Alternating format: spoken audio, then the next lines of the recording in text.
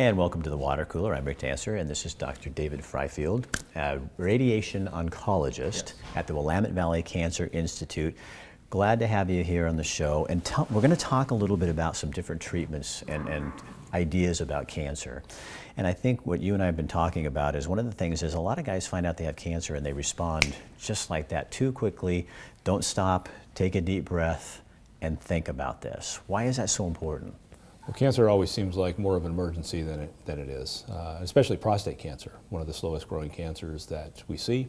And I always tell guys the best thing to do at that moment when you first hear that word is take a deep breath and just try to calm down, take a step back, start investigating, getting some information, checking out some options, but take that deep breath first.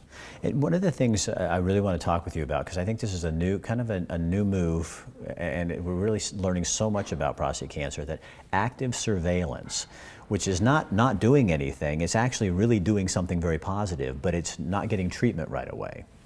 Yeah, active surveillance is a really interesting concept for a fellow with prostate cancer. In the old days, everybody who had cancer just immediately went into treatment, but what we've found is that some guys actually don't benefit from treatment for prostate cancer. Now the problem is trying to figure out who needs treatment and who doesn't, and that's not so easy. But for some guys, the idea of active surveillance is a really attractive option.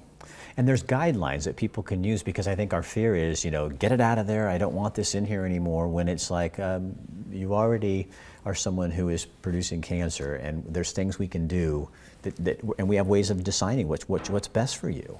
Well, that's right. Active surveillance is not the same as not doing anything. That's not what we're talking about. We're not talking about just go away. We're saying, no, we're going to check. We're going to check the PSA level at 6-month intervals. We're going to repeat the biopsy at 1 year and potentially at 2 years to see if your prostate cancer is growing or changing.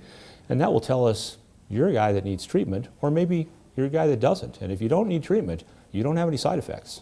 Is that a difficult decision for people? Oh, it is, always, because that's not their knee-jerk reaction.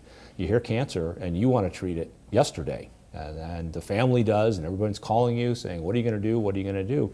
It's tough. It takes a lot of talking and support for these fellas to get to that point, but it should be considered more than it is, actually. And people, that should be one of the options you look at first before going through everything else. I talk to fellas and they and maybe their family wants to just dismiss that. I mention it and they just say, no, we've thought about that, we have to do something. And I say, no, wait a second, let's talk about this a little further, let's explore this.